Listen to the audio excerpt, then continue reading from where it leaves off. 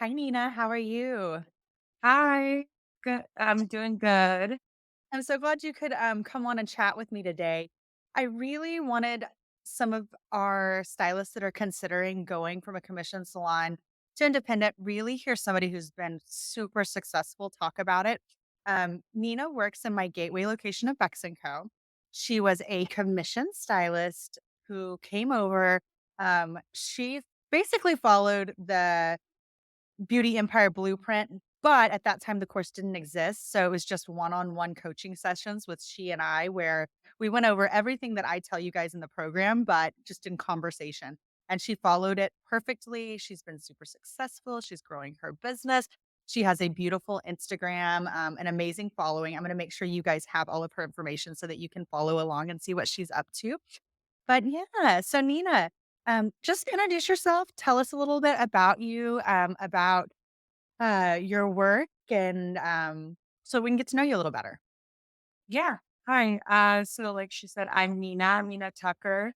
I've been in the industry for 12 years now. I am from Seattle, Washington. I came to Texas 2 years ago, and started working out around Rock about 2 years ago. And then about a year and a half ago, I started working with uh, Beck. I started renting out of her studio at Gateway. So right now I'm specializing in blondes and I've been enjoying that so far. Awesome. So I really kind of want to ask you some questions that feel free not to answer them. Answer what you want. I mean, we love to Right. hear the nitty gritty. So if you want to tell us how much money you're making, we love to hear that. If you want to give us like Oh, yeah. client tips of the day, it's just helpful. You can be considering it. So don't feel like you have to hold back, but also if it's too personal, just tell us. Um, so I'm gonna ask you a few questions that would kind of help somebody who's considering making the jump from commission to independent. Some things that maybe helped you or that you were scared of. I just want you to be totally vulnerable here. Okay. So what motivated you to make the transition from working for someone else to being your own boss? Freedom. Yeah. Freedom of my own schedule. Cool. I love that. Huge. Cool. That changes everything. Yeah. Yeah, and so as far as scheduling, I mean, because that's what a lot of, people who are considering this ask, they're like, "Well, how do I choose my schedule, and how do I know what to do?" And how did you choose those things? Like, what makes you choose your schedule, and, what motivates you? My lifestyle. So I'm a morning person. So I start coming in at 8 a.m. And I kind of got a feel of the salon. The weekends at the salon were slower because I am working with other people. So I like coming in on the weekends. I don't really go out that much. So that's how I based it off. My lifestyle, I love getting up early. I love a slower pace salon. So I started coming in on the weekend.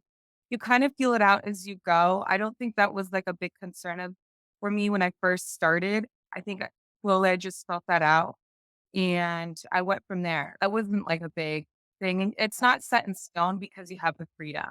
Yeah.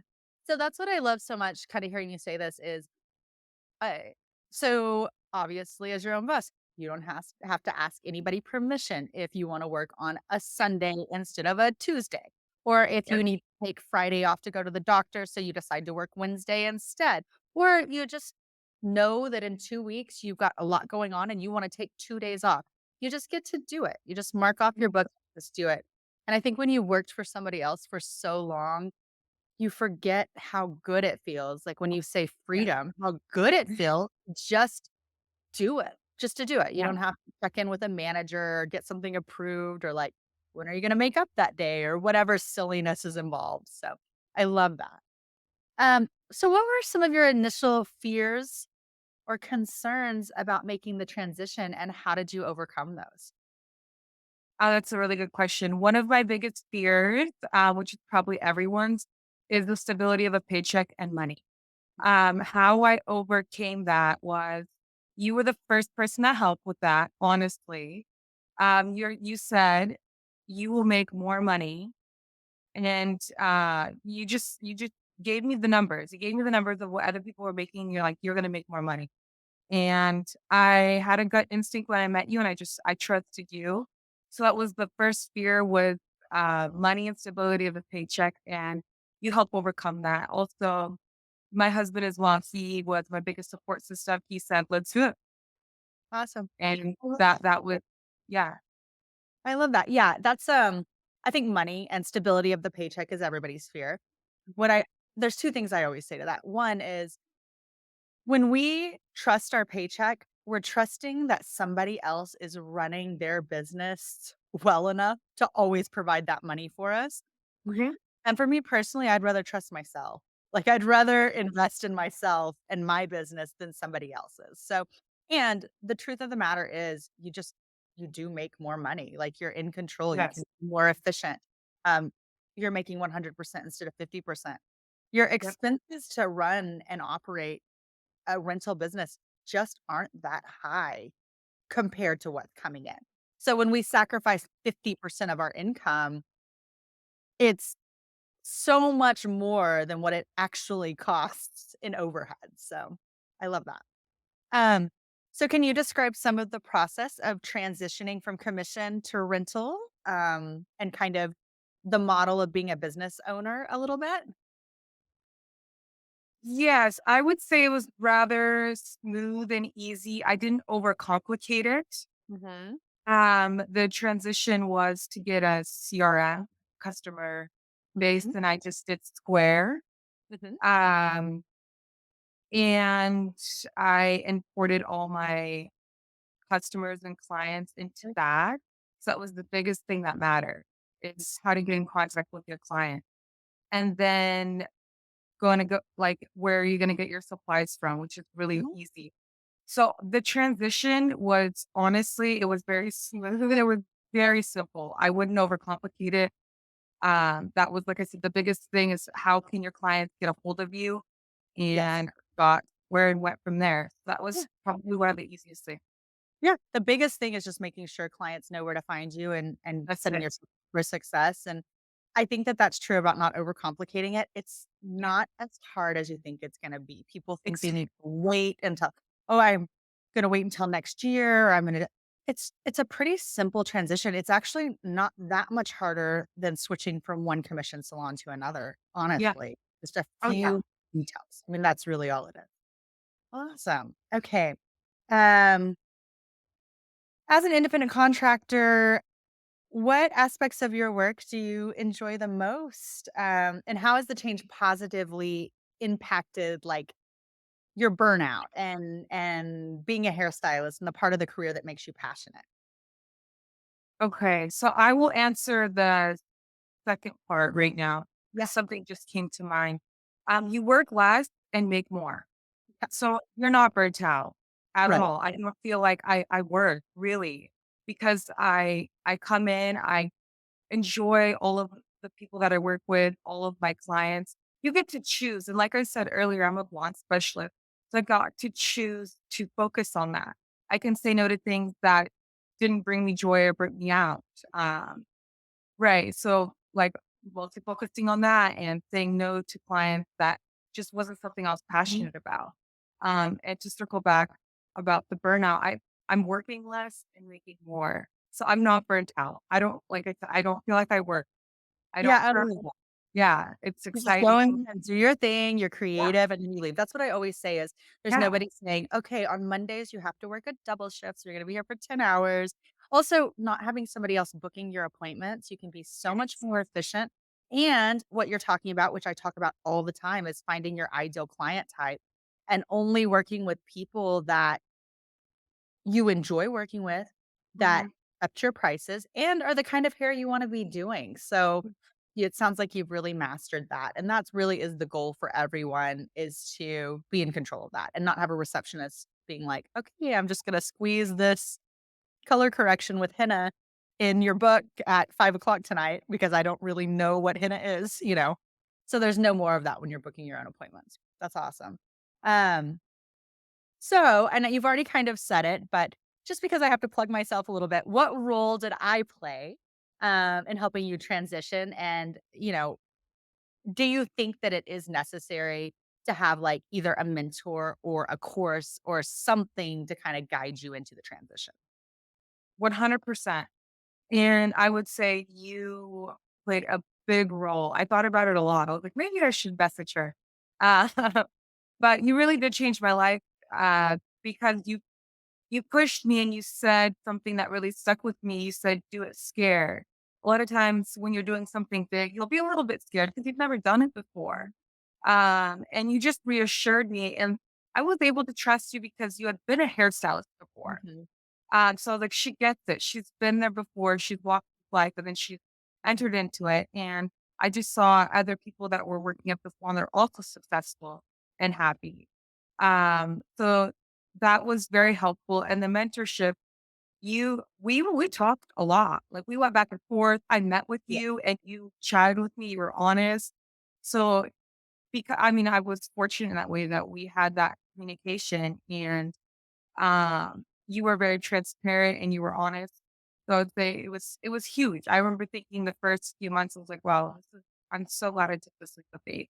Awesome. And I had someone I could trust. I wasn't like in the dark. It was just someone up top. I didn't know who they were or Right. anything. You were right there and we had conversations all the time. So Yeah. it was very, very helpful. Thank you. Yeah. I really appreciate you saying Yeah. that. That's what I really strive to be is just honest and transparent. And I honestly just want everybody to be successful. I'm really passionate about being independent and being your own boss. And I think that people don't give hairstylists enough credit. They think that maybe we're not capable to run our own businesses. And I just love that we can empower each other to do that. So thank you. Thank you for saying that. And just to brag on Nina a little bit, she's been like wildly successful. I mean, even I give her the same guidance I gave everybody, and she's really taken it. And that's why I asked her to be the first person I interviewed. She's run with it. She's really followed the plan exactly like when I met with her. She had her notepad. She wrote everything I said down. She asked questions and she followed it exactly. And I promise if you do what others have done that you think are successful, it works. It works. So and yes, I was a hairstylist for 20 years for anybody who doesn't know that. I did hair for 20 years. I worked commission. I worked as a renter. And then when I opened Bex& Co., I really went through the process of being a renter. So owning the salon, I kept as a separate business from my rental business. So I really walked through the process that everybody's walking through when they go independent. So yeah, thank you. And then can you share maybe some milestones, like whether it be income or client or things that you're really, really proud of? I really want you to brag on yourself and be open about these because it'll be really inspiring to someone who's thinking about doing this. Yes, absolutely. So this is the good stuff. And I'm not shy about, like you asked, for sharing how much you make, because that's the biggest thing that everyone's scared of. But I will tell you, the first month that I started, I made $10,000. Mhm, And I went from making, I think it was like 5 or mhm, 4, and then my first month was 10. mhm. Um, $1,000. so okay, I've made more, and then I went up from there, and now being a year and a half, I've hit 6 figures. So that was a big milestone. I'm now a 6-figure stylist. Yes. Um, then I had the freedom to travel. So I took off 3 weeks and I went to Thailand and traveled the world with my husband. I was able to do that. I didn't have to ask anyone for permission. I blocked it off, planned for it, and went to Thailand and traveled. That was a Yeah. big milestone. Yeah. I also did bodybuilding, Yeah. takes up a lot of time and planning. And I didn't have to ask permission to I had to travel for my bodybuilding show, to travel for my show, to take time off to train and do all that. So I had the freedom to do a sport and passion outside of the salon without, like I said, asking for permission. Um, and there was a other things that I was able to do, which take you have to take time off and manipulate your schedule. And because I work for myself, it was like a no brainer. It was super easy, and that was huge for me. And this all just happened like within a year. So Yeah. I'm actually seeing you like a few weeks ago at that event that we held, girls' night out, and just telling you I was just gushing because I was so excited, Yeah. looking over the 1 year I had been at Bex& and Co. and all like sort of all the milestones that I hit. I Yeah. I couldn't believe it, but you said it was gonna happen, and it did, and I was just, like, looking back, and I was like, "Oh my gosh, it did." I had all these things I was able to do. Just from taking that leap of faith, working for myself and like the world just opened up. Yeah. So And just happier. yeah. I I love that you had 6 figures. Congratulations. That's amazing. And I tell Yeah. my stylists all the time that they can hit 6 figures. That's the goal. That's the easiest part, and probably working less. You hit 6 Oh yeah. figures working less and at a happier place. Yeah. But this is just an example. When I say it, I mean it. You'll hit 6 figures, you'll make more Oh yeah. money, double your income, which you Yeah. did in the very first month transitioning over. But I think the most important thing you said is you took time to travel with your husband and to pursue your bodybuilding and to do things that make you happy, and you felt like you had the time and freedom to do that. So the most important thing to me is not always the money. The money True. allows you to do the things, but it's not always the money. It's the happiness and the work life rhythm you can create when you're on your own boss. And that's what I really find inspiring is when I hear you say like or when I see you doing your bodybuilding or when I hear you say that you're traveling and when I hear you say that, it doesn't feel like work. That's what we're Yeah. really trying to achieve is just like a joyful life and having the money and the time and the freedom to do those things. So I'm really proud of you. I'm really impressed with how much you've grown in the last year. And what I think is so cool is this is just 1 year in. I mean, this isn't I'm not interviewing somebody and saying she's been with me for 12 years. And, this is 1 year in and you've doubled your income, hit 6 figures, traveled with your husband, you're happy. So I just can't wait to see like at the end of year two like, doing a reassessment and, like, hearing, like, "Oh my god, I hit 200,000 and I only worked 30 hours a week," and so I just see really huge things for you, so I'm so excited, and I'm really excited to hear how many people are inspired by your story, and I think we're gonna hear a lot of that, um so the last question, and I think this is important to address, I wanna talk about the challenges you faced because we've really been leaning into how wonderful it is and how great it is, but I do wanna prepare people for maybe some of the things that might be a little bit harder or maybe just to focus on a little bit more or be aware of whenever they enter into this, if there are any. Yes, there is. So when you become a booth renter, you're essentially an entrepreneur doing everything on your own. And with that, I would say the challenge is you have to be motivated in keeping on top of all the business aspects like taxes, obviously. So you need someone for that and clients, customers, and marketing. Yeah, When you're working at a salon, you're kind of spoon fed and you're not really worried about all that. But when you strike out on your own, it's something that you really have to take a hold of. yeah, You have to be motivated in doing that, and you can't just sit back and have everything come to you. You're right. going out there and you're hustling and working. That's kind of like you said, the hard part, but in a way, I kind of like it because it lights that fire under you where Yeah, you're empowered as a business owner and as an yeah, entrepreneur to go out and get your money.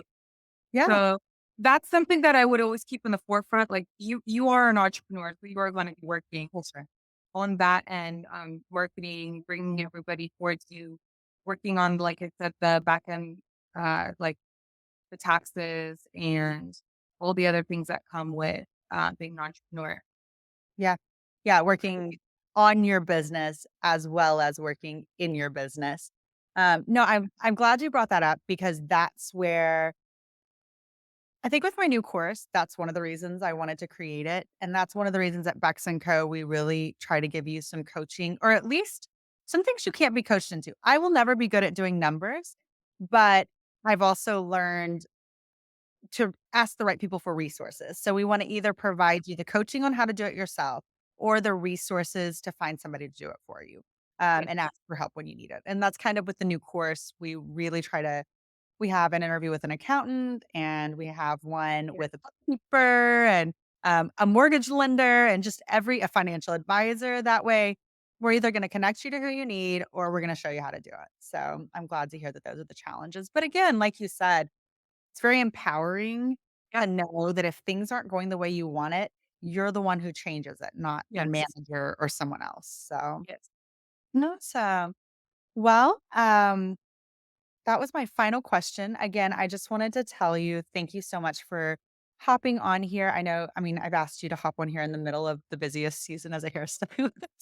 So, you know, I appreciate you taking that time with me. I just really wanted to highlight you and all the things you're doing and hopefully give some inspiration to someone who really wants to be like you someday. So, what I'm going to do is, along with this video, I'm going to attach all the contact information for Nina or her Instagram, ways where you can kind of see what she's up to, see her work, see her blonding, which is absolutely beautiful.